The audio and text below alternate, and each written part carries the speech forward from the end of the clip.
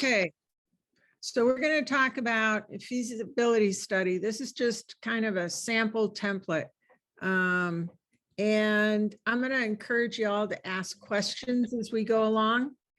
And this I've kind of saved as a PDF so I can send it to you at the end of the session, or make it available on the pop-up research, the menu page. However we save things, I can do that. So I have done quite a few feasibility studies, both for projects and for artist housing and space development. So it's customizable, you know, it's every project or reason to do a feasibility study has a purpose. And what you want to do is kind of sit down and figure out what it is you need, what you want to do, and what your values are. And whether you just directly invite consultants to come respond to this, or you publish an RFP and go through a formal process of choosing consultants, you do want to make sure that you've got a firm grasp of your values and timeline, and that you can evaluate the consultants relative to the purpose of your project. As an artist that's you know, been active in development, space planning and the like, I encourage organizations to use this framework and figure out which parts of it that you want to do yourself, or develop an advisory group that can kind of help you accomplish these goals, because it all relates to your business plan and new opportunities and evaluating opportunities, and, you know, gathering enough information to figure out if you want to do new construction, or if there's an existing building, and you can kind of compare which path is more valuable to you. So this is just, you know, sample purpose of the study. You know, what's your concept? You want to be able to evaluate both the physical and financial feasibility, the best use of space. You want to anticipate what it's going to cost you to develop it, both in human resources and financial resources. You don't want to put so much stress on your organization that it takes away from your existing programming. So that's an important consideration up front. You want to have, you know, you probably already have a very clear idea of how your organization benefits the community, but it's important to kind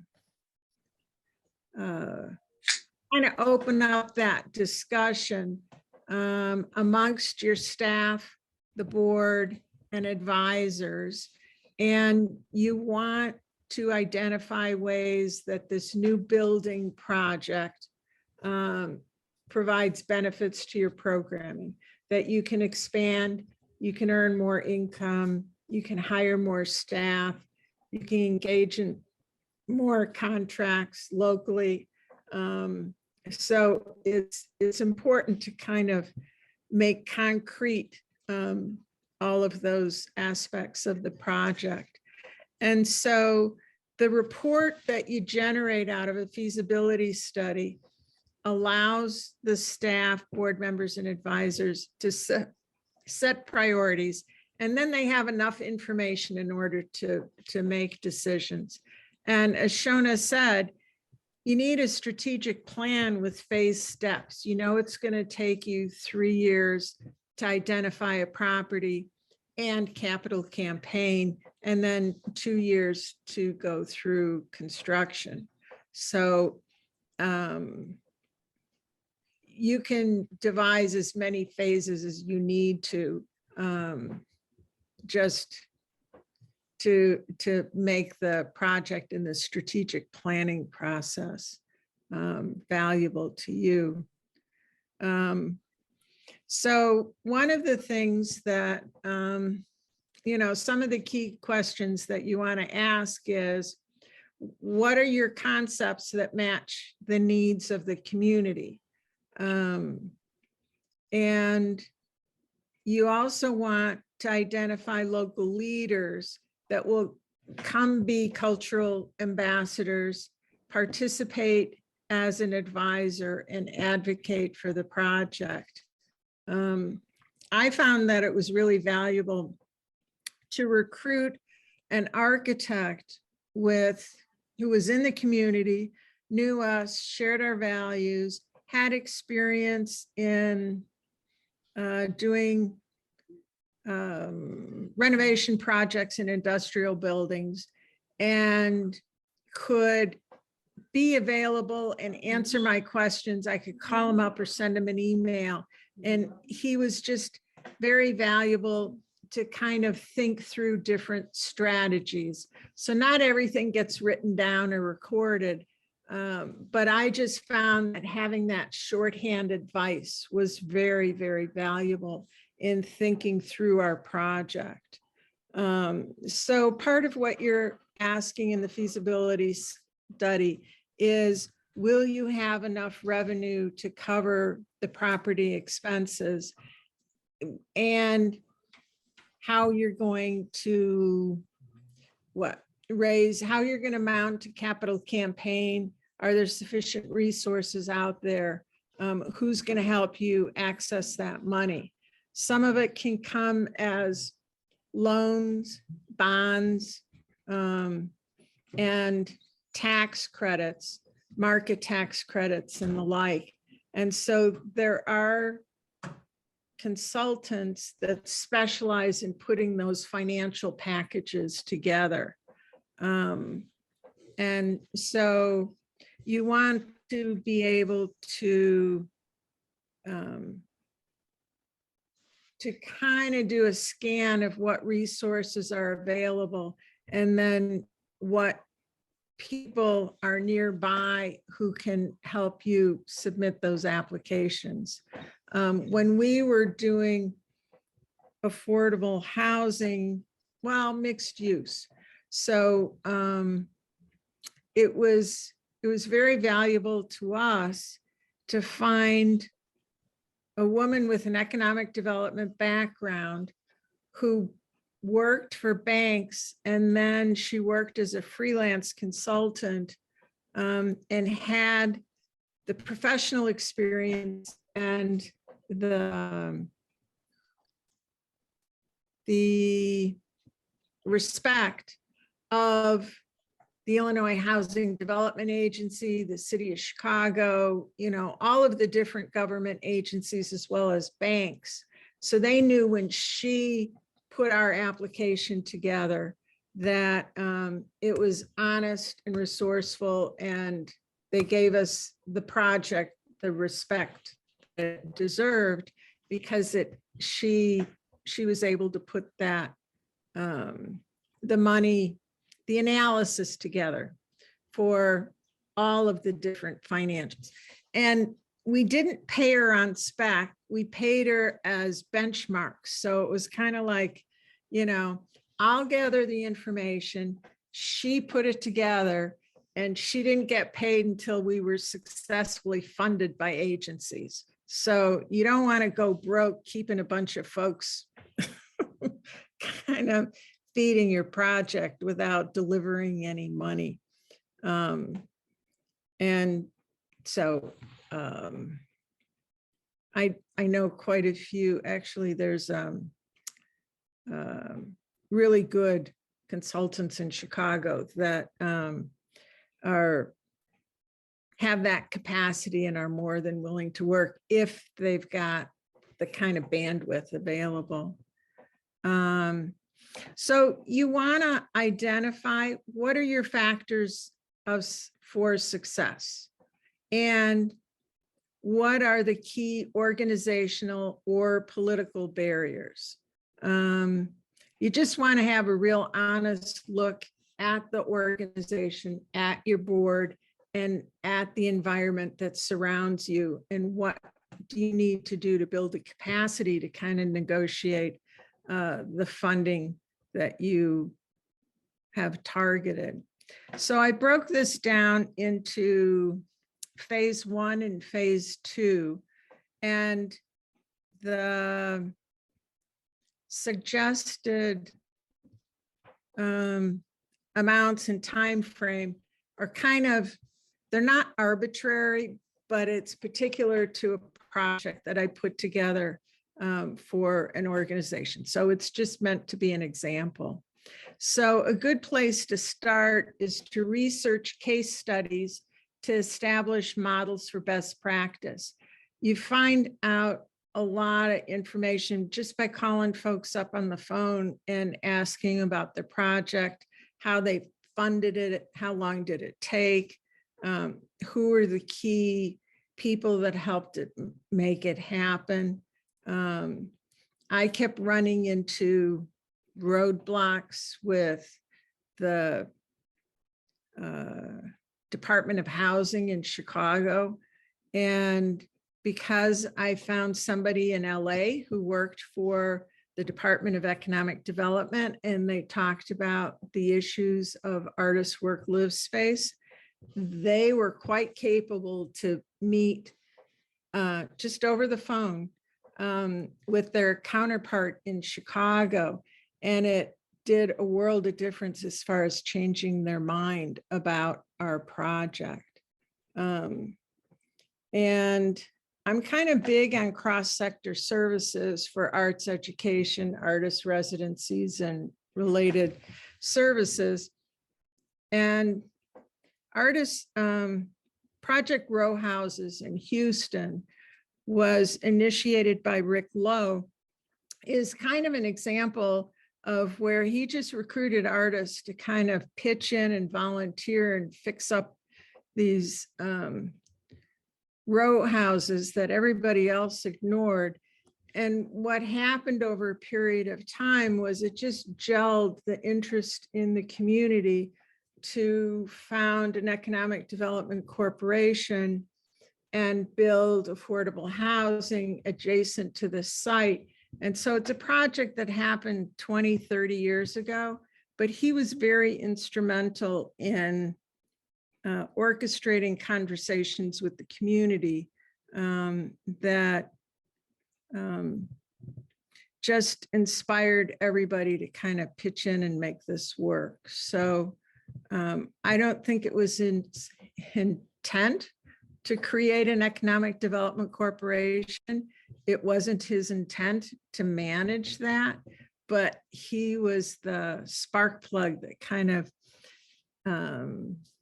tilled the ground, so to speak, and get everybody excited and create the artist residencies and the continuing dialogue about creativity in the community and self-help and pitching in and becoming a formal organization.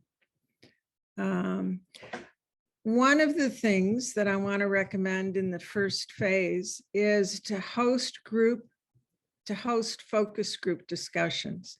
Now, this might be amongst the community. It could be amongst funders. It could be a way to cultivate discussion with potential advisors.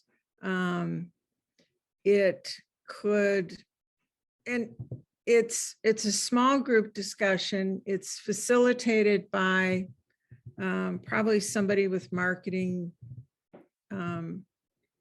experience. But what you want to do is kind of test your concept and get feedback from folks. What do they like? What do they need? What do they react to? It's potential stakeholders. And it'll give you some really good insight into how the project lands with potential stakeholders, what their opinions and needs are. And so you want to ask a number of questions about space, services, opportunities for collaboration, how to make it affordable. Maybe you have some partners in the project, shared services, health organizations, health and wellness. So it's kind of a very low cost way to test some ideas about collaboration that might reveal new ideas that you hadn't considered. It certainly does strengthen strategic connections in the community. And it's an opportunity to,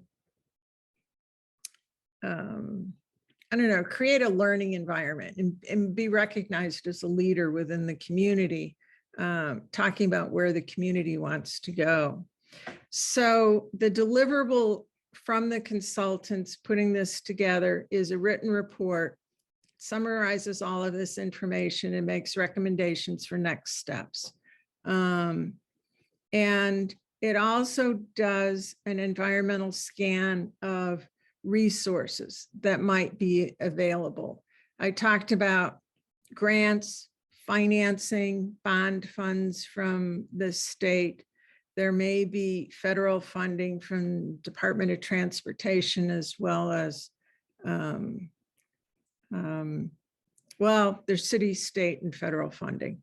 So there's, that kind of gives you a roadmap and some information for applying for those grants. So what the group would need, the prerequisites for moving to your next phase, is that you've got an active steering committee, you have a set of priorities, you have kind of a map of financial support, where you're going, and you also know how you're going to access the vacant land or an existing building. And so this is something that can take 3 to 5 months if you have the commitment of staff time to push it forward.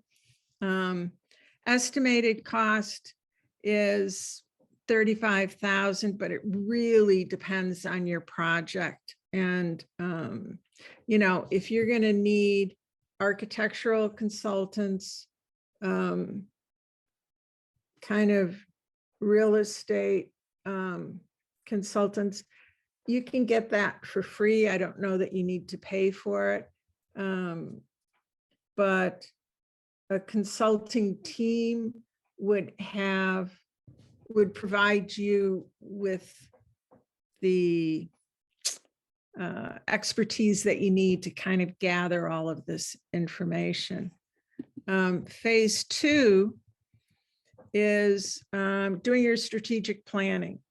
And so this is where your advisory group, your board of directors, and your staff kind of work harder at establishing a budget. How does the organization grow? It puts details into the construction budget and design. There's the possibility of designing a brochure and marketing materials for your capital campaign. And then you also have a budget that says how the operations, how the organization, once you're in this building, how that's set out as far as revenue and operating costs and staff, et cetera, for 10 years. If you're, you know, looking to pay for the whole building through capital expense, you still have operating and programming expense that you have to develop a revenue stream to cover. And so that's where you pull all of that information together. And that would take 4 months minimum, could take 6 months. I would really recommend that when you do strategic planning, that you have devised a way that staff, the board, and the advisors all participate in the different committees, the aspects of that. You don't want a board that helps you think through the future, put a book on the shelf and walk away. You need to implement all of these things. And unless the staff brings the realist vision of the organization into this project, you're going to be stuck with a lot of ambitious plans and not a lot of, you want to solidify the interest of everybody involved. And so that's just the beginning of a feasibility study that delivers parts of your market research, your business plan, your brochure, and a strategic plan to do your capital campaign.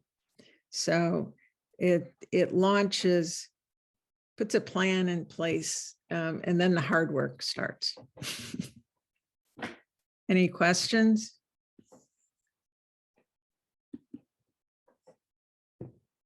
Everybody's on mute.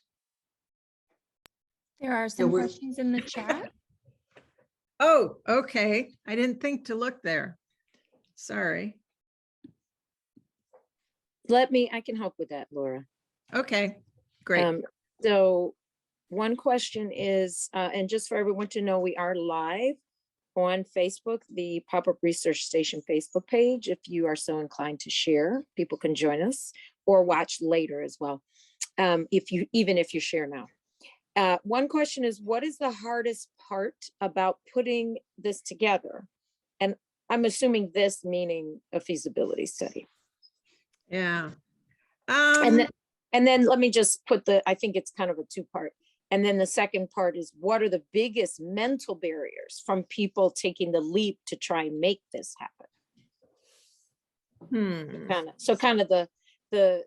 Let me just repeat it again. So the hardest part about putting this together, and then the biggest mental barrier for people taking the leap that want to put this together. I don't know. It's hard work all the way around. And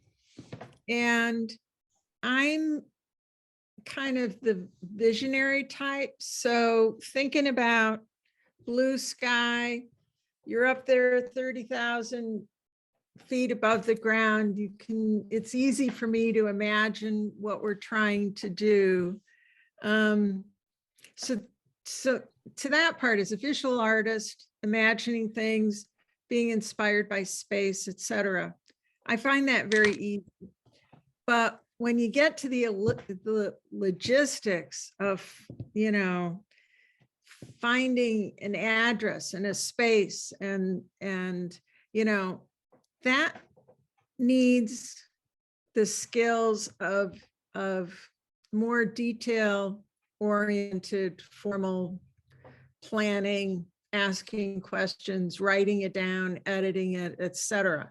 And so I think the hardest part is assembling that team with the different skills required in order to do it. So, just kind of herding everybody together and staying focused. So that was, I don't want to say that was difficult or hard, but I had to stretch in order to accommodate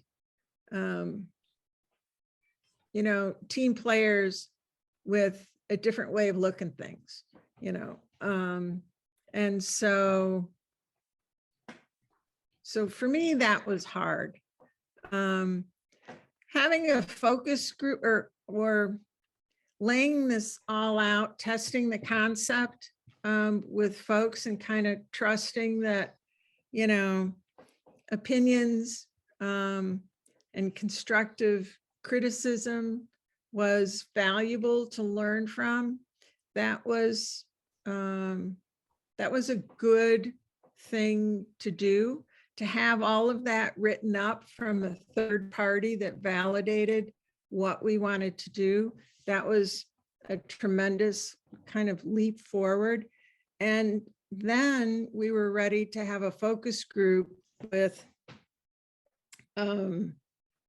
foundations saying, we have got this idea, we've got this history of programming related to the community. We have the validation from all of these other stakeholders. It was the question to the foundations was, help us, you know, do you see the vision here? Can you step forward and help? Foundations weren't the first, you know, they don't want to be the first up, but they want to invest in success. And so we got early validation from several foundations that if we could secure other funding from the community, they would match it. And so that was a great incentive to kind of keep pushing forward on the project. Can you hear me? Can you Yeah. hear me? Yes. Okay, there's a couple more questions. Sure. What organizations can you partner with or ask advice from in the early stages? What organizations can you partner with or ask advice from in the early stages? And I just want to say, well, this is Kiela, by the way. I just wanted to say that I think part of that thinking also is not just organizations, but also kind of end users, like beginning with the end in mind.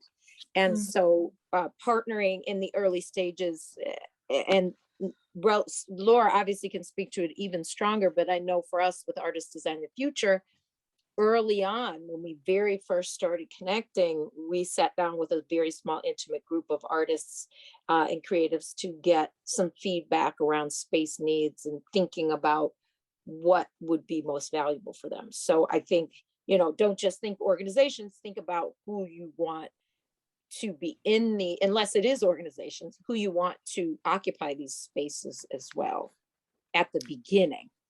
Think about it. So here's the question, Laura. What organizations can you partner with or ask advice from in the early stages? Well, I guess talk to everybody you can think of. In Chicago, talking it over with the alderman was important, but not the end all. I mean, it was just, they needed to know we were on their radar, and if there were opportunities coming up, either with development or vacant land, et cetera. Certainly the Department of Planning were the first ones that we went to and said, you know, we're ready to go, we want to do this. And they said, no way, go find a developer.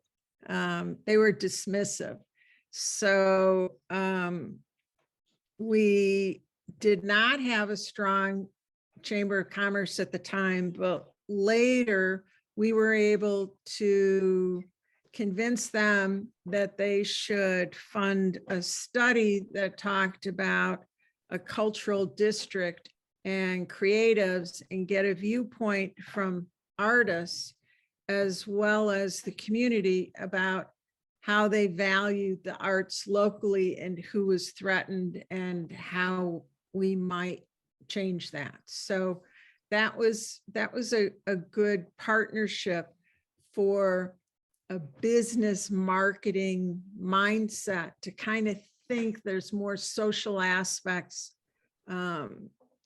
that need to be invested in the community. Where else?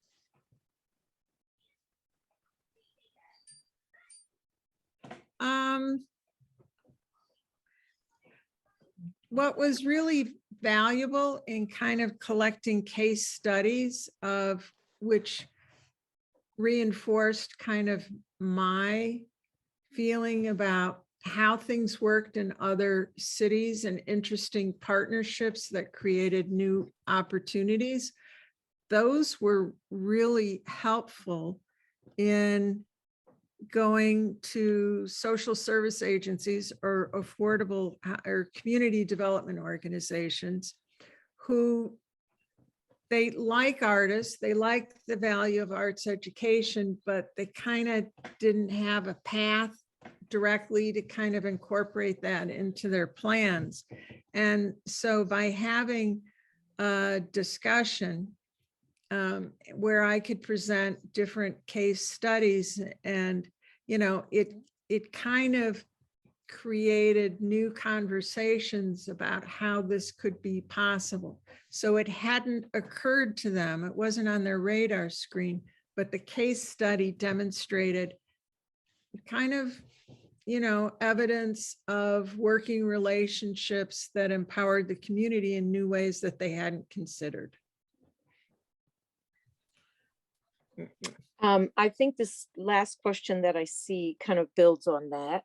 And it is, are there any specific networking sites or resources to find like-minded people to develop a team? Or does it only work with long-standing relationships? That's an interesting thought. You know, I subscribe to a number of newsletters that are bringing new ideas together all the time. And so they're aggregate and they're very active in cross-sector collaborations. Shelterforce.org is one, and it's free. They'll ask you for a donation, but they have so much information about community development, affordable housing, and they do embrace cultural and arts partnerships as an example of kind of equity development. And they're a wonderful source of information, and they have kind of a deep, all of their articles are still available. So, you know, based on different themes, if it's job development, workforce development, how arts partners and community can engender, I found a wealth of case studies available through. So that's shelterforce.org. Small Change, and there's smallchange.org, and I can't think of her name offhand, but she has a crowdfunding resource for community development projects where you're looking to do crowdfunding for a project. And so California and Illinois have, each state has different laws.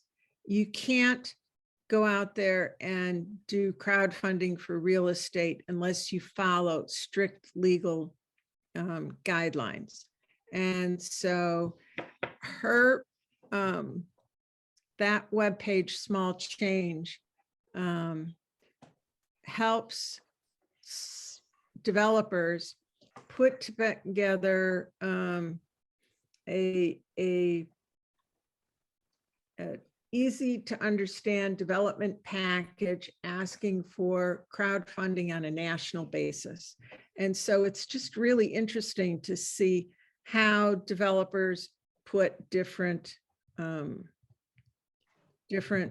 development projects together, how they're financed, how they're promoted. And these by and large are you know, they're looking for investors, less than $1,000.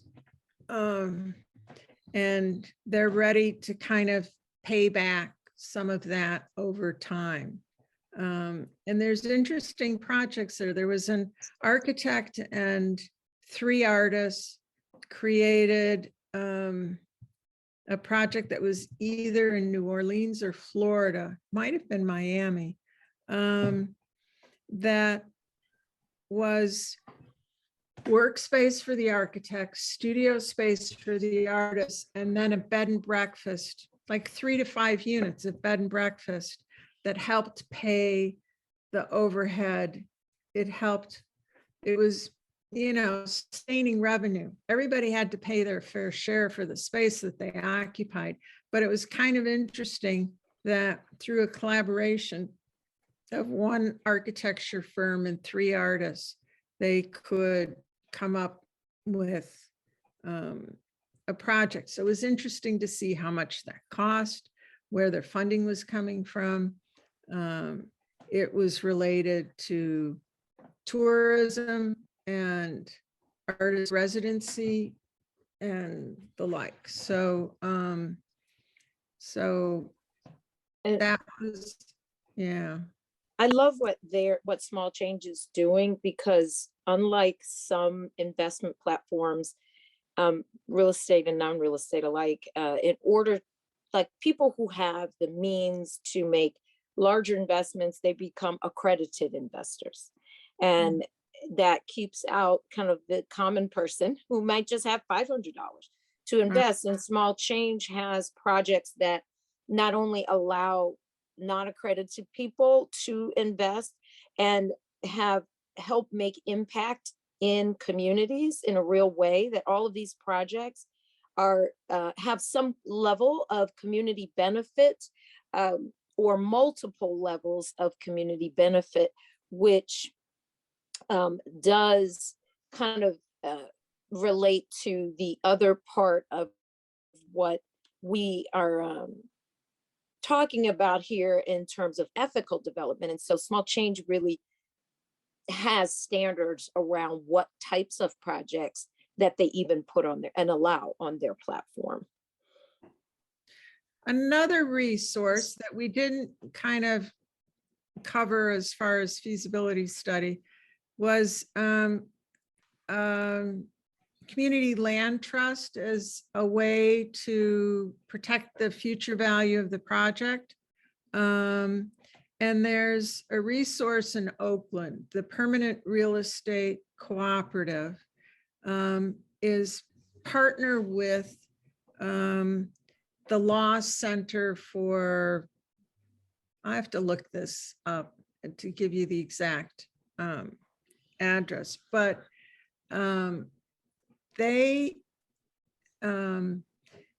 they're kind of a one-stop shop about how a community can protect its future interests legally and by creating a community land trust that separates the building from the land. It helps you for a number of reasons. As artists go into communities and do programming, it attracts a new sense of identity for the community, and investors are right on their heels, driving up market value and forcing low-income residents out of the community. And so the community land trust is a way where the community owns the land and can have some control about the escalating market values. And so I think they have a number of workshops about how to buy your own neighborhood. I mean, how to create that crowdsource. They have a new project. They bought a building, vacant building from the city. And so the community is kind of going through the steps, crowdfunding the development to protect a storefront music venue, and they're going to develop affordable housing, 2 apartments up above. So it's a small scale project, but it's kind of the community is learning step by step how to make decisions as a collective, how to own it as a collective, how to do crowdsource, how to work through all of the steps that it needs legally and financially to put this project together. And it's really interesting. So that's Oakland. So I put that link in the chat for everyone. It's EBPRACH. I believe it stands for the East Bay. I forget the exact, but go there. They have some really great resources. Laura, I also put the Chicago Housing Trust that Jenny Franczak is the head of. That link in there. There's something Chicago specific. But Laura, I wanted to circle back to, there's two new questions that popped in. Will Artists Design the Future be offering classes or workshops for a deeper dive? And so I'm gonna let Laura go into detail about that, but I will just say yes, from a few different levels. We don't have any dates planned, but do you want to talk a little bit about perhaps cooperatives specifically, or because we're not, as far as we've discussed so far, we don't have any deeper dives pertaining to developing feasibility studies, but we can provide that on a consulting basis. Right. Yeah. So, well, wait, before we skip on, I know we're getting ready to shift, I guess, in conversation. Could you show us the feasibility study that you shared with the Pop-Up Research Station? Do you have that available? Can somebody go to our Google Doc and pull it up? Or the one that we did for the Acme artist community? yes, It's as an about, example. okay, Yeah. it's Right. about And then pages long. just We kind of want- flip, it might take a minute to load up or something, but if we share that shows, a feasibility study that you actually, as the, that you spearheaded and you actually led. I don't think we've shown it before. We've just talked about it. I wanted to ask the question before we skip over it, is the bonding. What does bonding mean in contracting, and why is it important to bond, license, and insure? That question make any sense? Yeah. Well, Yeah, because I was Yeah. looking. bonds are available through the state as, it's kind of a line item. Here's the money for your project. It's either forgivable or, needs a low interest payback over a long period of time. When we did construction, it was very important that we had insurance on the contractor. If he, was fraudulent, went belly up, died of a heart attack, or, if he couldn't finish the project, the insurance bond would cover that cost. I'm not sure what the requirement, if a consultant needs to be bonded, That's the, well, I looked it up, and for the most part, I'm gonna just, what is a consultant, right? So that if I noticed that you have the consultant on your on the feasibility study, and you mentioned how, but I'm also looking at when you said deliverables and how to protect yourself on the onset of a project before giving all these responsibilities and forming them out to other, consultants or contractors in the field to make sure legally you're covering yourself, for the debt of people not doing what they say they're going to do and don't have deliverables. But anyway, this thing, it says consultant profession. A consultant is a person who provides professional or expert advice in a particular field of science or business to either an organization or individual. As there is no legal protection given to the job title consultant, In theory, anyone can on a day wake up and decide to adopt the consultant title.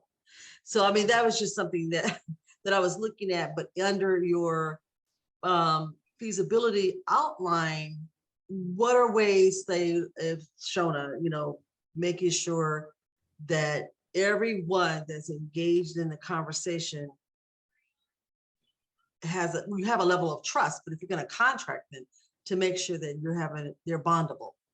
So so that- can I'll say something before Okay. she touches on bonding, because for a large project, obviously you want all three, but just in general, even because, Laura's talked about small projects as well, with licensing and, oh Lord, what was the word? Licensing and insurance. I highly recommend that copies of those are acquired. Like that's a requirement of working with the person, not just their word. And I say this because, let's say, use the example from the architectural side. On a small project, you can have someone who will say, I'm an architect, because maybe they went to architectural school. But if they haven't actually taken the board, which is just like becoming a doctor or a lawyer, they are not an architect. They are just a draftsperson. They might have experience and knowledge, but they cannot stamp your drawings. So they are going to go pay somebody else to get them to stamp the drawings to be the architect of record. And you wouldn't know that if you don't know that. I actually just had a conversation with someone about that 2 days ago, who was looking for a referral to an architect. And so that the same goes for a contractor. I mean, just like you use for a consultant, anybody can wake up tomorrow and say, I'm a contractor, but are they licensed? Are they insured? And if the project requires it, or it would make sense, bonded. So, when you see the word compliance, that can mean many things depending on the project. But in this case, you also want to make sure there's compliance with making sure they are who they say they are, and they have done what they've said they can do. And even down to, in addition to seeing those things, seeing other projects they've done. So kind of vetting them, so to speak. And in some projects, depending on how they're funded, there's going to be a requirement for a certain number of proposals to be submitted. So, there's a lot of moving pieces, but Laura, do you also want to speak to that and bonding? Yeah, I don't have any direct experience of bonding. When we did feasibility studies, we responded with a description of process, and then we had a scope of work, and we negotiated, benchmarks and payment. And we also had kind of an exit clause of either one of us could give 30 days notice for specific reasons for ending the contract. But I don't have any direct experience with bonding as a consultant. It never. Yeah. And as a consultant, what do you do with your work product at the end of it?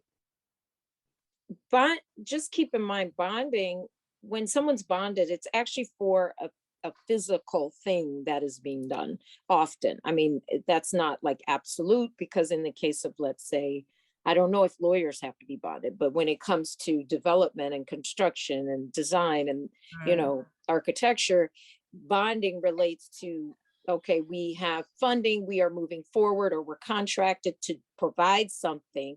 And it's like another higher level of assurance. And some often, like I said, it's required by the funding body, depending on, their requirements contractually as well. So just to produce a feasibility study, I wouldn't imagine, to Laura's point, that you need that. But sometimes, often when you produce that feasibility study, you're working with people who then you will go into the next phase with, which could and maybe construction, or the next phase of design. And although, like with the example I gave about architectural, you could work with someone who's not licensed to get design, but to actually begin construction and do those sorts of things, you want to be sure. But at the feasibility level, that's less of a concern. You think? I'm sorry, I said it like a question, but it wasn't. That was a comment. I Right, have that to was be a more that was a mindful. comment. That was a comment. Yes. Yeah, I'm just bringing that up in general conversation, because when we hire consultants or other people that are coming in, I know that, and you're dealing with money. And I just think that, and then what's your recourse if you raise this money? And I don't know, I'm going to go there with that conversation, but sometimes just in terms of a trust level, example, Shona, is it all right if I give this example? She's still on, Shona? Yes. That the example of having someone not within the inner circle or that you thought you vetted was on your board of directors. And I don't know if this would have been, this feasibility plan is going to be a big project. Building a museum is going to be a big project, and it's going to mean that you're going to bring millions of dollars in to develop this dream that you have for the museum. But at the same time, you had this history of someone that came in on a trust level and walked off with your money. You know what I mean? So there was no bonding that employee or that person. That she was on the board, actually.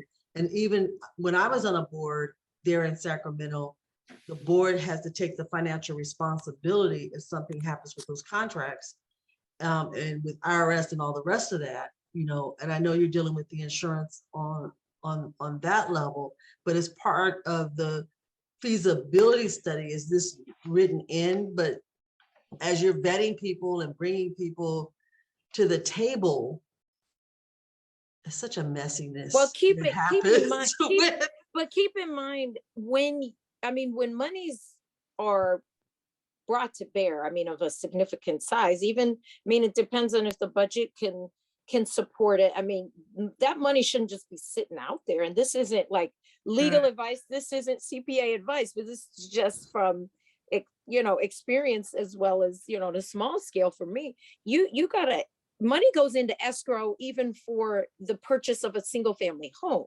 So that money shouldn't just be sitting out there. It should be in escrow with a entity where no one can just run away with it, where there are, checks and balances that have to be met before that money is released. And it's never released. Often it's, unless it is a small purchase or a small scenario, that money is usually released in pieces, only with the approval of some checks and balances that occur prior to that. Right. So I wouldn't expect a consultant to do, there needs to be 10 or 20% kind of upfront to get you started on a project. But then you don't get any more until you prove that you've done the work to get the next segment done. And so we negotiate that in a scope of work so that, and I would just institute more phases, because you build up trust over time. You don't know going out that everybody's going to do what they say they're going to do, but you also want to cover your ass, so to speak, so that you don't get so you don't get too far out there, and that you kind of gotta there's a whole strategic planning process where you figure out how are you going to make decisions together as a group. How do you trust? How do you build that up over time? And so there's a lot of non-for-profits are kind of going through some cooperative decision-making, how to have good meetings, how to institute good contracts, how to kind of stay focused, but they're also kind of doing it in a non-hierarchical way so that there's more people around the table making the decision, so that you don't want to sign over, you know, a $30,000 contract for somebody who takes the money and disappears. I mean, that just doesn't do you any good at all. So I'm just gonna be, like I said, the elephant in the room and put it out there, like how to bond and ensure that project and put all the checks and balances in place within that study. Yeah, I think it's a really good question, and Mhm. I would have to study it to come up with a good answer for you. And I think too, to Laura's point, part of that, even before before that person or organization chooses, let's say they want to bring on Artist Design the Future to help create that, or as a consultant to create that feasibility study, there would be conversation and there would be written agreement. There would be probably some negotiation around payment cycles or payment frequency. Like she said, upfront 50%, perhaps 100% completion, or something totally different, depending on what the organization or individual has available, their resources, as well as what we would be able to, sustainably support. And that, because every need is custom as well. I mean, a feasibility study is a feasibility study, but if it's for, let's say, a space that is not residential, that's different than, say, a mixed use building or, something else. So I think, and if the entity wants to engage an escrow service, I think that's a real easy way. There's a cost to it, but I think that's an easy way to put kind of some locks on things until actual proof is shown that's required for that money to, and then they're not, the organization is even the one who cuts the check. They just approve the cutting of the check. So, there's lots of ways to find a solution to that. You would know that because you're in real estate. Well, you know that because your background, and that's why you're doing Artist Design the Future. Because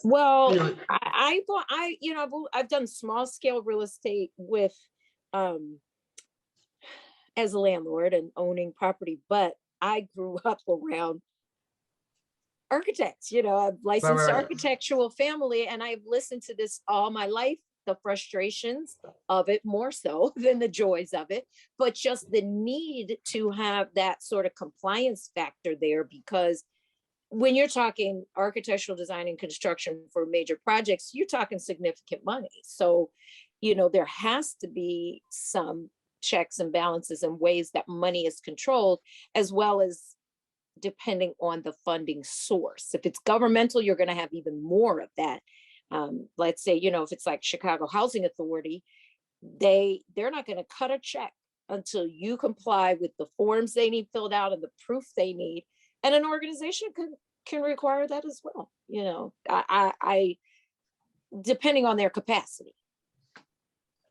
But you're saying, but of course, because Shona's building her team, you know what I mean, and we have a strategic plan for the organization. But in terms of now the capital campaign, she's building her team and the structure, even before bringing on bringing on the consultant that would actually help them with the feasibility study. So she's actually building her team. You have people. Where is she? She's still online? Well, I know. Okay. I worked many, many, many years ago just on one small component of a feasibility study, actually with an architect who was hired to do the majority of the feasibility study. And then that person brings on trusted consultants if they need. But prior to hiring someone for a feasibility study, I mean, if that organization wants, I mean, there is easy ways to just hire them on a very short-term consultancy prior to the feasibility study to help think around like how they want their feasibility study. You know, I think it's kind of like bite-sized pieces if need be to get to that point where they're ready to have a full-fledged feasibility study, if that makes sense. That does make sense. Like I'll give you an example. I'll give you an example. This isn't a feasibility study, but it's a consulting role that I've had over the years when I was doing murals.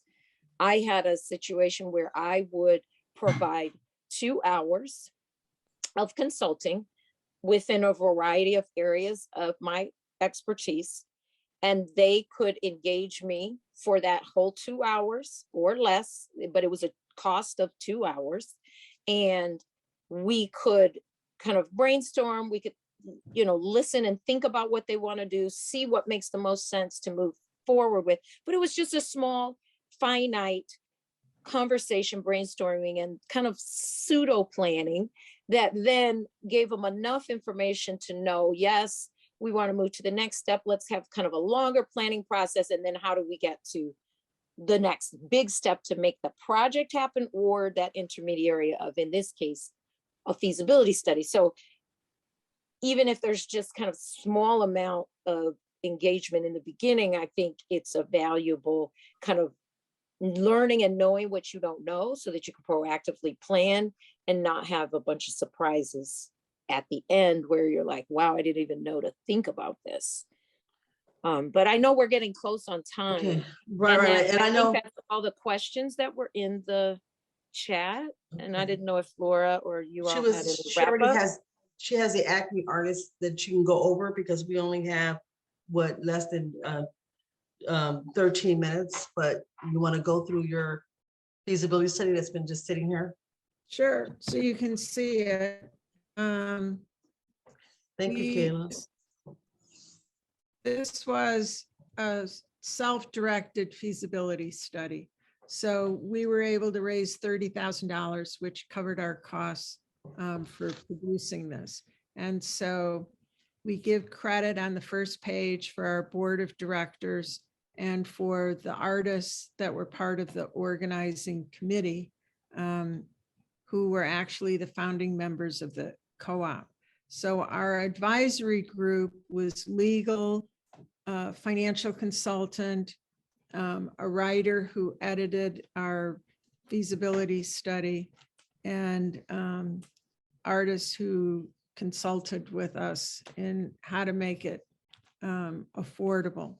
So here is our table of contents. And so we described the project. We kind of shared data, critical issues for Chicago artists.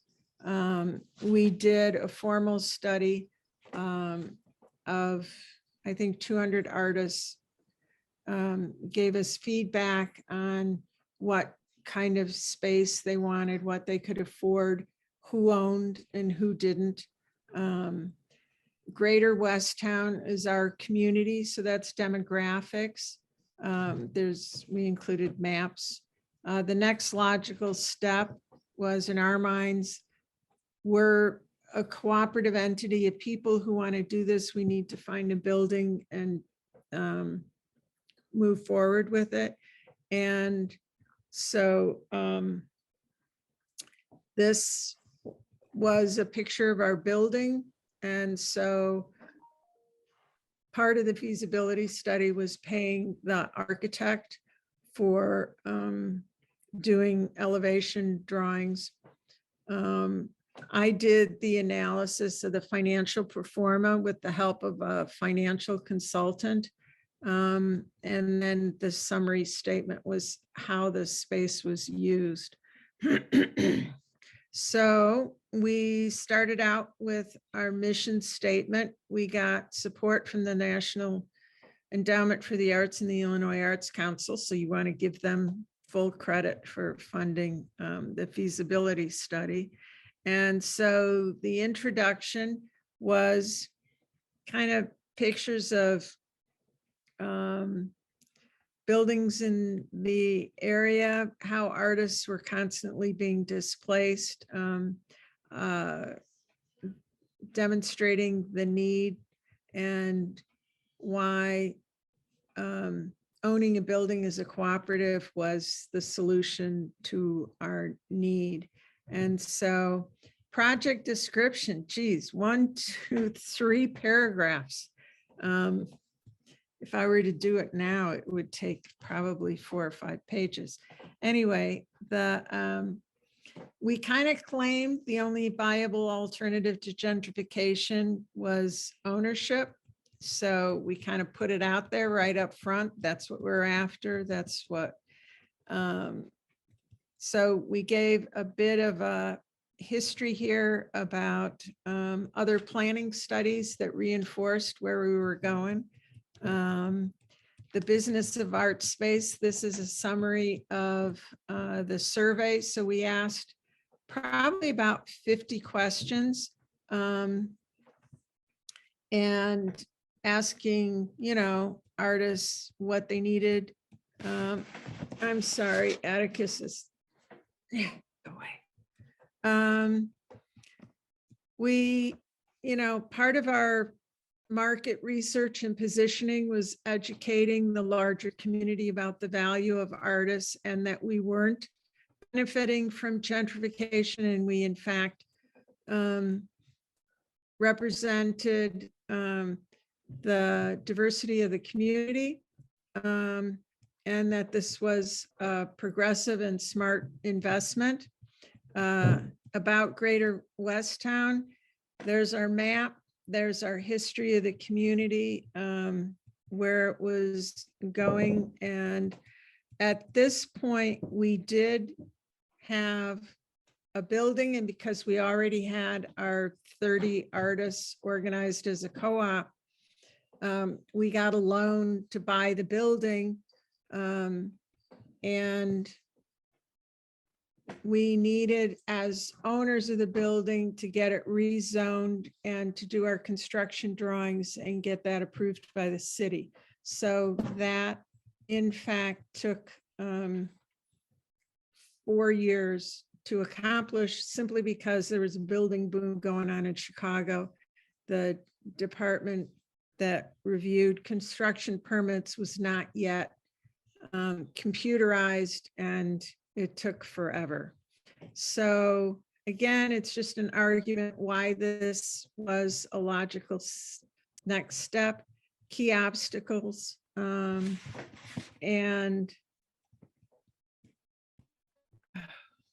go on. So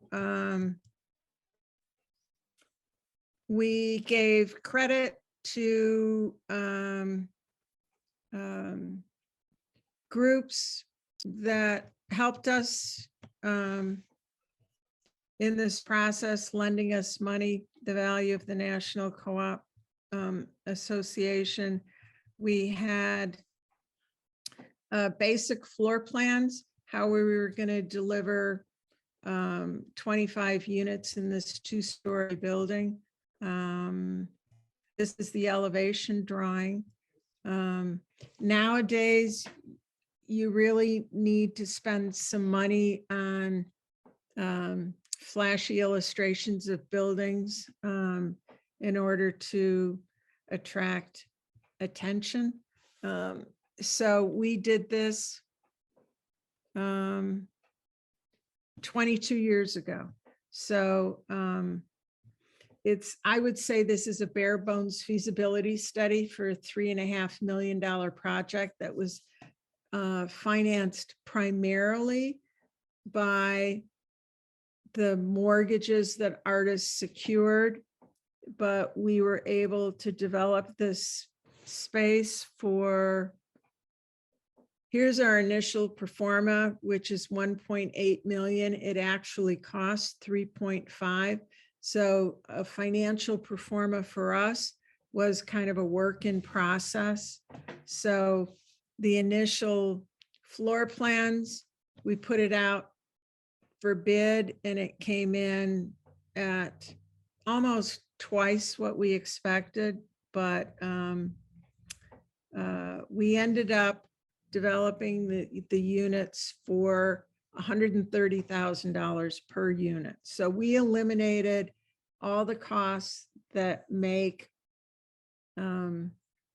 residential real estate cost as much as it does. And so we also had an operating budget of where we were collecting money to pay the mortgage and energy costs. So that's it. Oh, space program. This is how we as a co-op made decisions about the use of the space. And ultimately, we had to become a condominium association because the city was unwilling to put money into the project as a cooperative. And so we had to compromise some basic values in order to get the project done. So that's 19 pages of a feasibility study. So I would say that's lean, and it was a great document to convince the artists to buy into the project.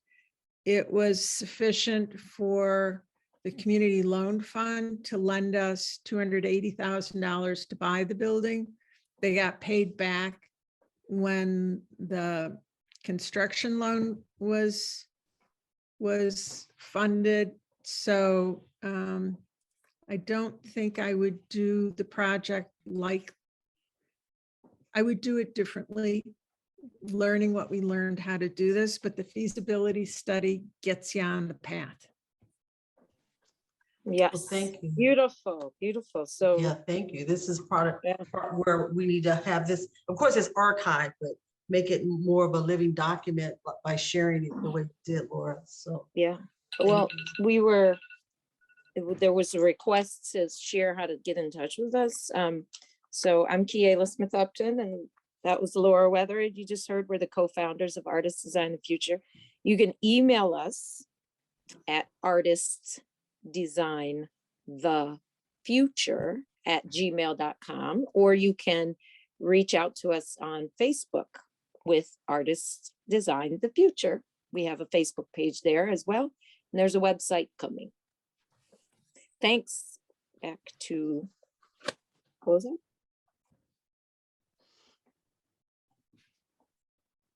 All right, I have a hard stop today at 3 because there's stuff going on downstairs in the gallery. I did have a video